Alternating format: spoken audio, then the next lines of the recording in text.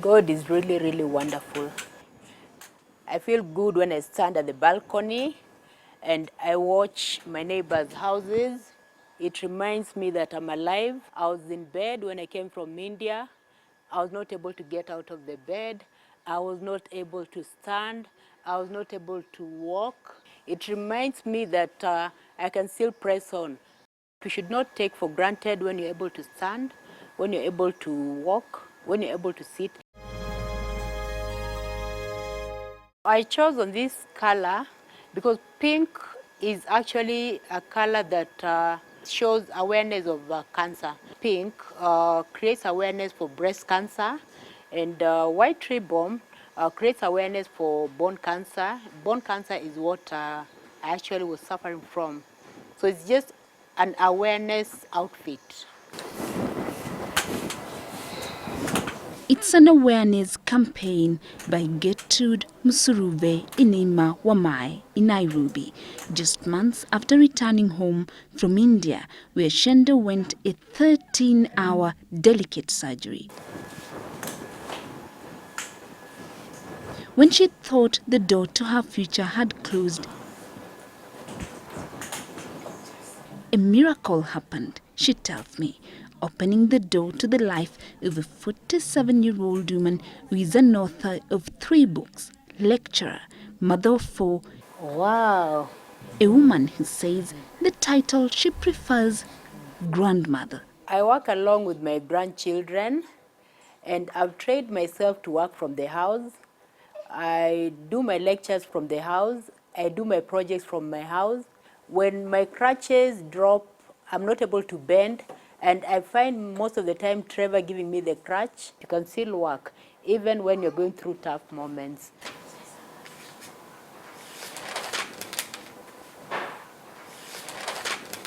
Yeah, my handwriting has always been like this. I write as ideas come. The impressions that come on my mind, I write them very fast before they disappear. This is part of the manuscript that will finally come up as an anthology. And it is actually a collection of real life experience from the time I was diagnosed of cancer, day 1, the journey I went through, each day I went through, every experience I went through, the encounters I went through, inside of this country, outside of this country, and even back. In this particular verse, I actually wanted the doctors to tell me the truth about myself. And when I went to hospital, it is like the doctor who was treating me, I could see on his face there was sorrow, and he didn't want to come out clearly. Probably I can just read, tell me the truth. The diagnosis is clear. A tumor, yes, a tumor. A tumor in the hip joint, yes, a tumor. The radiologist is here to perform a needle biopsy, to test the kind of tumor. Get ready for the tests. Get ready for the tests. The biopsy results are out already. A rare kind of cancer, mostly in European countries, mostly found in children, but rare in adults. Rare in adults, but you have it. Rare in Africa, but you have it.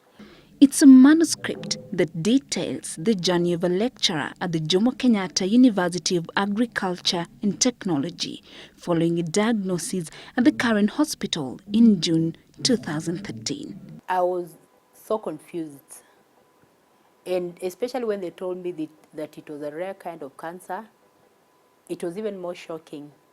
Chances were that I was going to lose my pelvis, I was going to lose my uterus, and probably I was going to lose my left limb. It was bone cancer.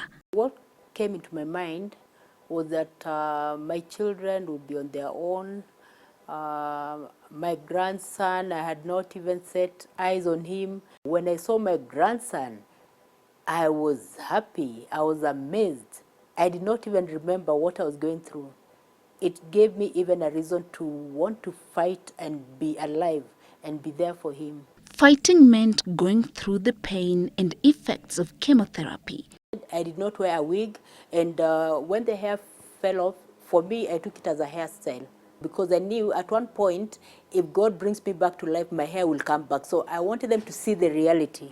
It was time to head to India for further treatment, but 5 million shillings was needed to save her leg. Her family and friends raised 1 million shillings. We said we need to now sell the family land to help raise the money. I had first of all to confirm to my doctor that I've ordered the prosthesis. The hemipelvic prosthesis was going for about 19,000 pounds. To Kenyan shillings, that is about 2.6. That is the hemipelvic prosthesis. And this other one went for about 700, and they were major part of the treatment plan. I went through 3 surgeries, but there was a major surgery that took about 13 hours.